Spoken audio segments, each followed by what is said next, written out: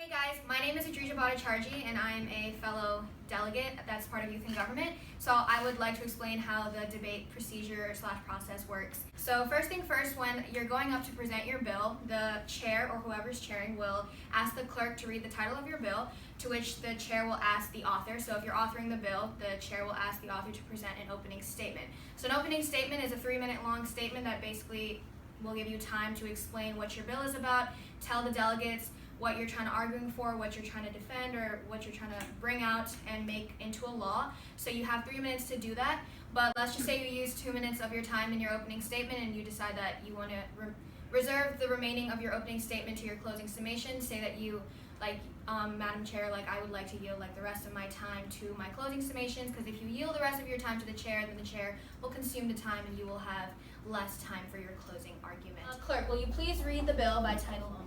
An act to raise academic performance in public schools by allowing students a period to nap. Okay, thank you. Author, are you ready with your opening statement? Yes, Madam Chair. You may proceed when ready. Sleep is good. Sleep is great. Now, sleep is very essential to a student's performance in academics. As me, a high school student, performing in a school such as this, I need as much sleep as I can get. 7 to 8 hours may be enough, but a lot of teenagers aren't getting enough sleep nowadays. They're more pressured during school. They have more work to do after school, extracurricular, sports, everything. They just can't handle it all. More suicide rates, more depression rates, everything is increasing because of just sleep. So if we allow students to sleep within school, maybe we can change all of this. Thank you. I receive the rest of my time to my closing submissions. Thank you, author. Clerk, how much time has the author? You have 1 minute and 12 seconds. And so after the author presents their opening statement, we will move into a about 1 to 2 minute round of technical questions, where this is the time where all the other delegates can ask yes, no, or fact-based questions only regarding the bill. They'll raise their placards, the chair will proceed to call on them, they'll stand up, ask their question, and you get a minute or two to answer those. With that, we will now move into a 1 minute round of technical questions. Are there any such questions on the floor? The chair recognizes Chen. Laura Chen, Haynes Academy, how will you ensure that schools actually implement this bill? We will make sure that it is part of the job of teachers and principals to make sure of this. If not, they will be cut from their paycheck. Thank you. The chair recognizes Hussein. Mohammed Hussein, representing Haynes Academy. Can you go into more depth of the financial aspects of this bill? No funds will be required for this bill. It's just a period of nap. Thank you, author. Please, delegates, refrain your questions to yes, no, or fact-based questions only. Are there any such questions on the floor? The chair recognizes Chen.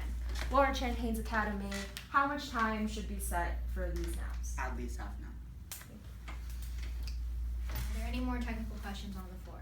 So after technical questions have elapsed, we move into a 6-minute to 12-minute round, depending on what your chairs want and depending on how much time you have at conference. But you move into a pro-con debate. Basically, you have to start with an oppositional debate or a con debate, and you end with a con debate. So during this time, there's about 2-minute rounds for both oppositional and propositional debates, and delegates can stand up and say their views on the bill, and that's how the debate works.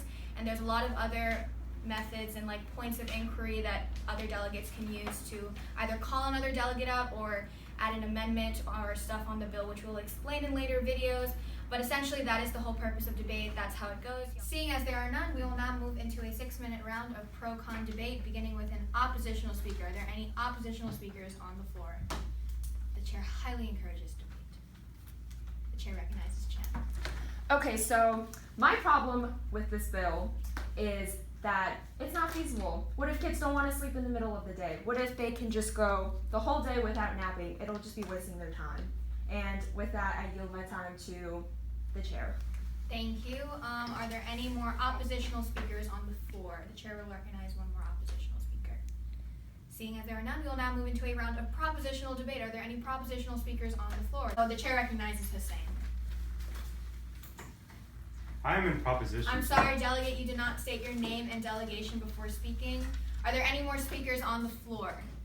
Propositional speakers. The chair will recognize one more propositional speaker. The chair the chair calls on Chen. Okay, Laura Chen, Haynes Academy. I am in strong proposition of this bill because, as the author stated, Sleep is important. It's important to get enough of it. And with stressful days and so much homework, it's good to have a nap. With that, I yield my time to the chair. Thank you, Delegate. And with that, we'll now move into a 2-minute round of oppositional debate. Are there any oppositional speakers on the floor? The chair recognizes Hussein. Mohammed Hussein, representing Haynes Academy.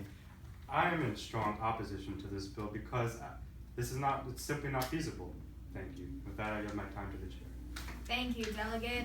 Are there any more oppositional speakers on the floor? Seeing as there are no oppositional speakers, we will now move into a round of propositional speakers. Are there any propositional speakers on the floor? The chair recognizes Chen. For Chen Haynes Academy, will the author yield to a series of technical or non-technical questions? Reserve the right to speak thereafter. Yes. Okay. Is this bill only for high school students, middle school students, all students? No. Okay. So I am in proposition of this bill because as it applies to nobody, this will benefit everybody. Thank you. With that, I yield my time to the chair. Thank you. Are there any more propositional speakers on the floor? Seeing as there are none, we will now move into a final oppositional round of debate. Are there any oppositional speakers on the floor? The chair recognizes Hussein. Mohammed Hussein, representing Haynes Academy. Once again, I am in strong opposition to this bill because what is the guarantee that the students will utilize this privilege for the right reasons? We have no guarantee of that. We have no way of ensuring that we're not just wasting the hard-earned work that parents put into it, sending their children to school. We have no way of wasting time. We have no way of ensuring that we're not wasting time or money through this bill. And with that, I reserve my time to the chair. Thank you. And with that, the time for debate has elapsed. After debate has elapsed, we then go into the author's closing statement, to which the clerk uses whatever time that the author reserved from their opening, or if they didn't reserve any time, then there's also a certain amount of time that the author does get for their closing statement. So from there, the author will state their closing, and then we'll go into a voice vote on the bill. So the delegates will vote on the bill, and if it passes, then it passes by yay votes, and if it fails, then that means that the nay votes exceeded. We'll now move into the author's closing summations. Clerk, how much time does the author have for their summations? 3 minutes and 12 seconds. You may begin when ready, author. Okay. Judging the fact that the right reasons, whether or not the students will use the right reasons, either the students will sleep in a room with the lights turned off, mats are optional, or they will be put into a separate room to where they can continue their work for their classes. They can study, they can do other work, basically an optional study hall. Either you sleep or you study. And in that room, the lights will be on, there will be chaperones. There will not be chaperones in the room where the students are sleeping. The rooms will be divided between genders.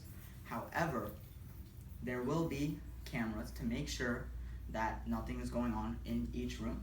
Also, there will be no funds required for this bill, just the cooperation of all and every school in the area, and yeah, that's all. I plead that you will vote for this bill, and I believe if you do, I won't fail my next AP class. Thank you.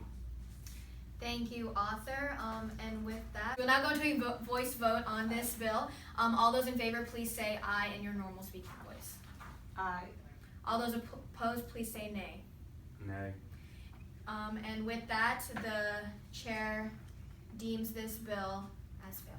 And if division is heard and recognized, so basically what division is that if the delegates feel that there was a split vote on the bill, then division will be heard. If the chair recognizes it, then they can go into a more, I guess, succinct sort of voting skill where we will count each vote and we'll put it towards the bill, and then if it passes or fails from there. Division.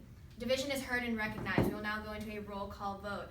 All those in favor, please stand. Okay. And all those opposed, please stand. So seeing the results of this division, the chair still deems this bill as failed. Hi guys, my name's Laura. I was one of the delegates debating in the last video. So basically when you stand up to debate, the first thing you have to do is you have to say your name and your delegation, which is your school. And then depending on if you're opposition or proposition, you can then argue your point. Hey guys, I'm Shiv and I'm a senior and a delegate within Youth and Government. As Laura stated, it's very important to state your name and your delegation, but it's also very important to follow the rules and procedures of debate as well. Like for instance, instead of if you're in disagreement with another delegate, then it's not right to say their name or who, like their delegation itself. It's better to say, like as a previous delegate stated. In terms of a debate, there's many techniques that we'll cover in the other videos, but it's important to know that debate is your chance to swing others who are in the middle ground between proposition and opposition, and it's your chance to bring others on your side to fully bring the bill to light.